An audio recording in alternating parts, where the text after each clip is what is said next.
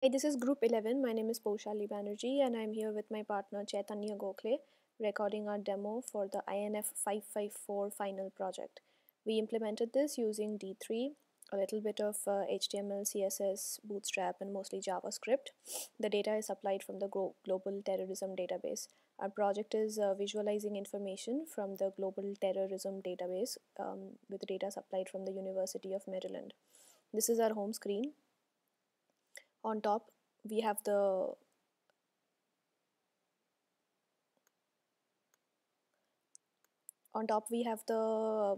slider bar, which shows the total attacks for a given year. So for example, on the year 1980, the total attacks is 2663. This is our initial screen. You can move the slider. So we have basic two interactions. One is the slider here and one is the drop down here, which sets the view type. So we are currently on global data for the year 1979, and the view is by the attack type.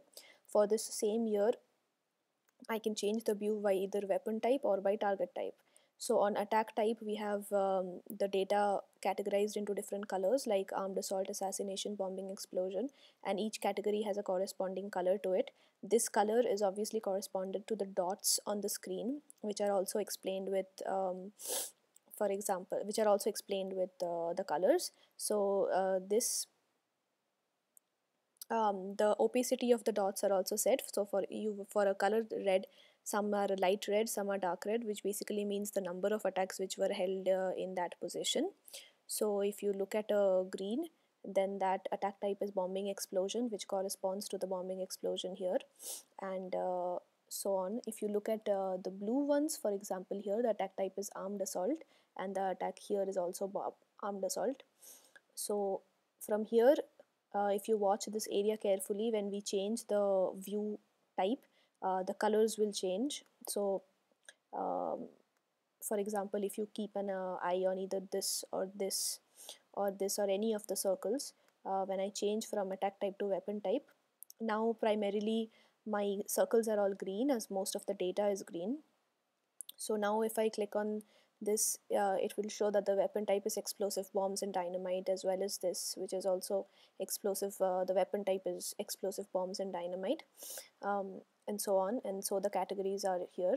And we can also view the data by target type. And when I click this again, the colors will change. So now when I did target type, you can see there's more blue.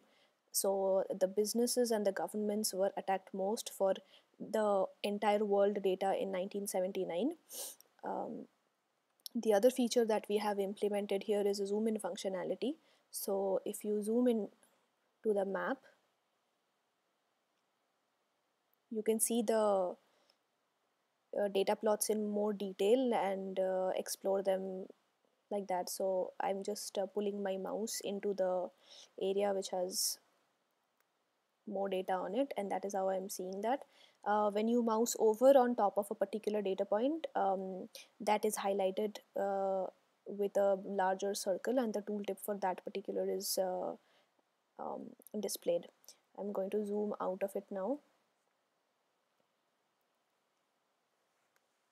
The third functionality which we have also implemented is for this example is if you click on a country, it will show data specific to that country. So let's say I move on to United States, and if you can see that the view type is still persisted, I was on target type, so when I move the slider, I'm still on target type. So now I'll click on let's say either United States or Mexico. Let's say I click on Mexico, so now this data shows me United States 1976. If I go by attack type, it will show me there were 75 bombing explosions and 12 infrastructure attacks. Same thing can be done once I zoom into the rest. So if I click on Mexico or any other country, that same functionality will be implemented. So now I can come out of the country by clicking on the country again, and it will be gray, and then I can move the slider and go on to data for other years. So that's all we have so far. Some of the challenges which we have discussed in the paper as well as other things are we have some lat long data missing in the original data which was supplied to us. So you will see that for some regions there are no attacks at all, for like Brazil or for Africa, which is a bit uncommon. But we preferred not to put in any garbage data and to stick to the authenticity of the data, and so we haven't changed that. And the other point I wanted to make is that when we draw these bar charts, we are taking the max of the data, but then the max of the data for any category is pretty huge. So even though if you see there are about 1508 bombing explosion attacks here, you may not see 1500 dots here, because number one, for some we are missing lat long points, so the circles are not showing up here, but here we have done the total for the bar charts originally. So that's it. We will be hosting this project, and that's all.